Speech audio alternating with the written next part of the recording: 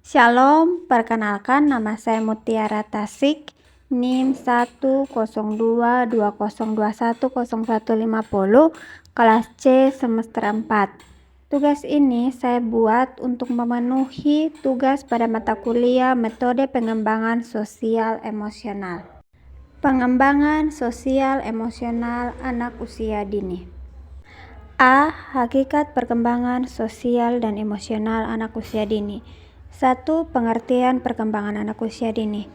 Perkembangan atau development adalah bertambahnya kemampuan atau skill dalam struktur dan fungsi tubuh yang lebih kompleks dalam pola yang teratur dan dapat diramalkan sebagai hasil proses pematangan. Hal ini menyangkut adanya proses diferensiasi dari sel-sel tubuh, jaringan tubuh, organ-organ, dan sistem organ yang berkembang sedemikian rupa sehingga masing-masing dapat memenuhi fungsinya. Termasuk juga perkembangan emosi, intelektual, dan tingkah laku sebagai hasil interaksi dengan lingkungan. Perkembangan anak usia dini merupakan proses perubahan yang berkesinambungan secara progresif dari masa kelahiran sampai usia 8 tahun. Dalam hal ini, anak mengalami pertumbuhan dan perkembangan sangat cepat dari segi fisik, kognitif, bahasa, sosial emosi, dan aspek-aspek kepribadian lainnya. Yang kedua, pengertian perkembangan sosial anak usia dini. Kehidupan sosial anak-anak berkembang dengan cara yang relatif dapat diprediksi. Jaringan sosial tumbuh dari hubungan yang intim dengan orang tua atau pengasuh yang juga meliputi anggota keluarga lain, orang dewasa yang bukan anggota keluarga, dan teman sebaya. Interaksi sosial meluas dari rumah ke tetangga dan dari lembaga prasekolah ke penitipan anak atau ke sekolah formal. Perkembangan sosial adalah proses kemampuan belajar dan tingkah laku yang berhubungan dengan individu untuk hidup sebagai bagian dari kelompoknya. Yang ketiga, pengertian perkembangan emosional anak usia dini. Emosi merupakan perasaan atau afeksi yang timbul ketika seseorang sedang berada dalam keadaan atau interaksi yang dianggap penting olehnya. Emosi dapat berbentuk sesuatu yang spesifik seperti rasa senang, takut, marah, dan seterusnya tergantung dari interaksi yang dialami. Karakteristik pola reaksi emosional seseorang mulai berkembang pada masa bayi dan merupakan elemen dasar kepribadian. Namun demikian, seiring tumbuhnya anak, beberapa respon emosional mungkin berubah. Seorang bayi berusia 3 bulan tersenyum melihat wajah orang asing. Mungkin ketika berusia 8 bulan, ia akan merasa cemas akan kehadiran orang asing. Emosi berkaitan erat dengan berbagai aspek perkembangan. Tanda-tanda emosi pertama pada bayi yang baru lahir biasanya ditunjukkan dengan menangis. Selanjutnya tersenyum dan tertawa. Tanda-tanda awal ini atau tanda-tanda perasaan bayi seperti ini merupakan indikator perkembangan yang penting. B. Teori perkembangan sosial dan emosional anak usia dini. 1. Teori psikososial Erikson. Di sini ada percaya vs tidak percaya. Kelahiran 18 bulan. Yang kedua ada otonomi vs malu dan ragu-ragu pada 18 bulan hingga 3 tahun. Yang ketiga ada inisiatif vs rasa bersalah pada usia 3 hingga 5 tahun. Yang keempat ada tekun vs rasa rendah diri pada usia 5 hingga 8 tahun. Kedua, teori bermain Mildred Parten.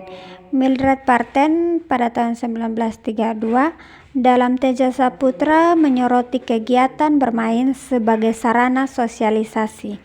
Ia mengamati 6 bentuk interaksi antar anak yang terjadi saat bermain.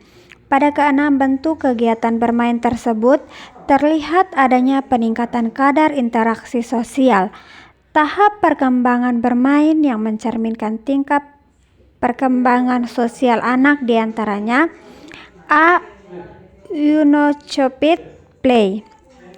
Pada unocoped play, sebenarnya anak tidak benar-benar terlibat dalam kegiatan bermain, tetapi hanya mengamati kejadian di sekitar yang menarik perhatian anak. Bila tidak ada hal yang menarik, anak akan menyibukkan diri dengan melakukan berbagai hal seperti memainkan anggota tubuhnya, mengikuti orang lain, berkeliling, atau naik turun kursi tanpa tujuan yang jelas. B.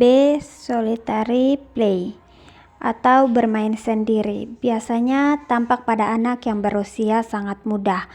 Anak sibuk bermain sendiri dan tampak tidak memperhatikan kehadiran anak-anak lain di sekitarnya. Perilakunya yang bersifat egosentris dengan ciri antara lain tidak ada usaha untuk berinteraksi dengan anak lain dan mencerminkan sikap memusatkan perhatian pada diri sendiri atau kegiatannya sendiri.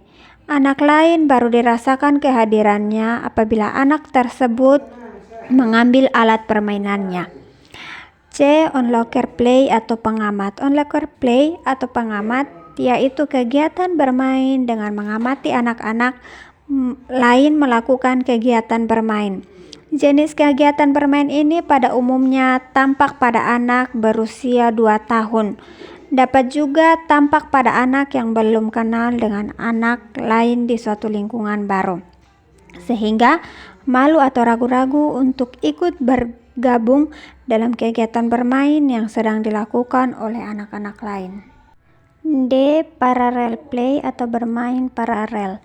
Parallel play atau bermain paralel tampak saat dua anak atau lebih bermain dengan jenis alat permainan yang sama dan melakukan gerakan atau kegiatan yang sama. Bentuk kegiatan bermain ini tampak pada anak-anak yang sedang bermain mobil-mobilan, membuat bangunan dari alat permainan Lego atau balok-balok menurut kreasi masing-masing, dan bermain sepeda atau sepatu roda tanpa berinteraksi. Pada dasarnya mereka masih amat sangat egosentris dan belum mampu memahami atau berbagi rasa dan kegiatan dengan anak lain. E. Associative play atau bermain asosiatif. Associative play atau permainan asosiatif ditandai dengan adanya interaksi antar anak yang bermain saling tukar alat permainan. Contohnya terjadi pada anak yang sedang menggambar, mereka akan saling memberi komentar terhadap gambar masing-masing, berbagi pensil warna, atau ada interaksi antara mereka.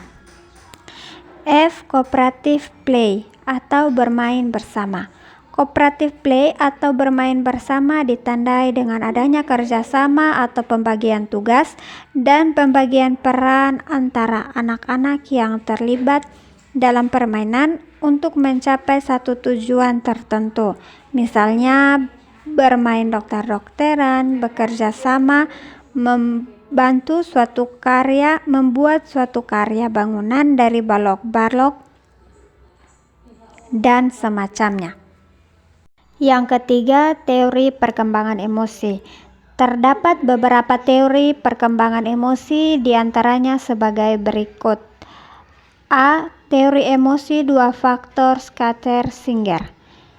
Menurut Schatter-Singer, kita tidak merasa marah karena ketegangan otot kita, rahang kita berdebar, denyut nadi kita menjadi cepat, dan sebagainya, tetapi karena kita secara umum jengkel dan mempunyai berbagai kognisi tertentu tentang sifat kejengkelan kita. Teori ini menyatakan bahwa seseorang menghadapi kejadian yang membangkitkan emosi, umumnya pertama-tama ia akan mengalami gangguan fisiologis netral dan tidak jelas. B. Teori James-Lange. Menurut teori James-Lange, emosi adalah hasil persepsi seorang terhadap perubahan-perubahan yang terjadi pada tubuh sebagai respons terhadap berbagai rangsangan yang datang dari luar. C. Teori emergensi Cannon. Teori emergensi Cannon menyebutkan bahwa emosi sebagai pengalaman subjektif fisiologis timbul bersama-sama dalam reaksi fisiologis, hati berdebar, tekanan darah naik, nafas bertambah cepat, adrenalin dialirkan dalam darah, dan sebagainya. Teori ini mengatakan pula bahwa emosi adalah reaksi yang diberikan dalam situasi emergensi atau darurat. C. Perkembangan emosi dan kaitannya dengan otak. Joseph Ledoux, seorang ahli saraf di Center for Neural Science New York, melalui pemetaan otak yang sedang bekerja, menemukan peran penting dalam amigdala. Amigdala adalah sekelompok sel berbentuk seperti kacang almond yang tertumpu di batang otak. Amigdala merupakan gudang ingatan emosi. Bila amigdala hilang dari tubuh kita, maka kita tidak akan mampu menangkap makna emosi dari satu peristiwa. Jadi seperti aspek perasaan menghilang dari diri kita. Peran amigdala menjelaskan mengapa emosi mengalahkan rasio. Misalnya, mengapa si kecil terus memukuli dan menendang pamannya sekuat tenaga walaupun ia tahu tindakannya itu salah. Jawabannya karena ketika ketakutan melihat adegan film di depannya dan sang paman menggodanya. Peristiwa semacam itu terjadi karena amigdala mampu mengambil alih kendala tindakan sewaktu otak masih menyusun keputusan. Baik, demikian hasil presentasi dari saya. Sekian dan terima kasih. Shalom.